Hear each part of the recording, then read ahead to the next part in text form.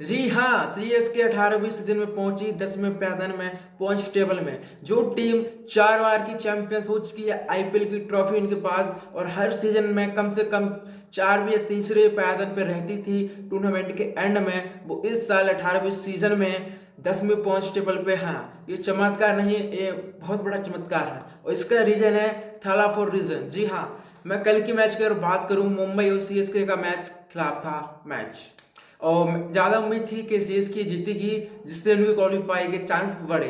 But जैसे ही मुंबई ने toss जीता और उन्होंने बॉलिंग चुनी, तो वैसे ही उम्मीदें खत्म हो गई थी, क्योंकि ये जो यंगस्टर उन्होंने ओपनिंग कराई है सीएसके की, वो उन्होंने स्टार्टिंग तो काफ़ी अच्छी थी, यंगस्टर थे, स्टार्टिंग अच्छी थी। जैसे ही विकेट गिरा तो फिर कोई विकेट साधने वाला मिला नहीं, सिर्फ दो ही प्लेयर थे, शिवम दुबे एंड जडेजा, जो उन्होंने एंड के बाद तक जमे रहे और 170 प्लस स्कोर बनाया। जैसे ही दोनों आउट हुए तो फिर आते हमारे धोनी, थाला फॉर रीजन।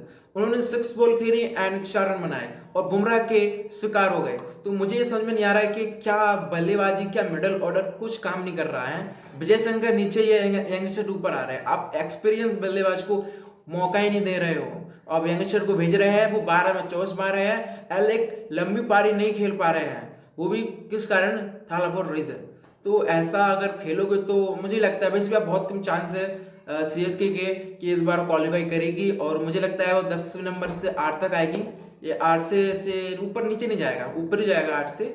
और मुझे लगता है कि सीएसके का मैनेजमेंट ने शायद इस बार ऑक्शन में भारी मिस्टेक कर दिया है, इतना बड़ा भारी मिस्टेक कर दिया है, और इसकी भरपाई होगी कि आप 18वीं सीजन में फाइनल नहीं खेल पाएंगे, ना ही क्वालिफाई कर पाएंगे। और अगर मैं बॉलिंग की बात करूं सीएसके का, तो वो सीएसके का बॉलिंग में कुछ खास है नहीं, सिर्फ खलील अहमद को छोड़ के एंड नूर अहमद को छोड़ के सारे बॉलर पिटे हैं। एक बॉलर का नाम बताऊं तो मैं, रविचंद्र अश्विन, 4 में 60 एंड 4 में 40 विदाउट विकेट। ये एक्सपीरियंस है, टेस्ट करियर के सबसे बड़े विकेट बॉलर है, बट T20 है, T20 में नहीं कर पाता है ऐसा कुछ, तो छोड़ो उनको बात। एंड मिडल ओवर की बात करो तो मिडल ऑर्डर में कुछ खास नहीं है सीएसके का।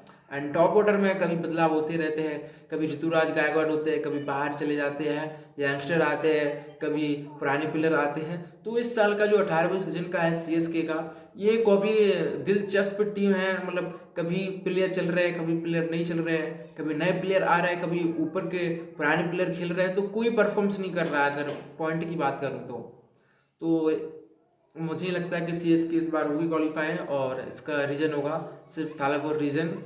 और अब देखते हैं सीएसके क्वालिफाई करेगी कि नहीं करेगी, मुझे तो नहीं लगता है। और फिर देखते रहिए ऐसे वीडियो को देखने के लिए, लाइक एंड सब्सक्राइब करिए, एंड जल्दी वीडियो आएगी सिर्फ Thala for reason. Thank you so much.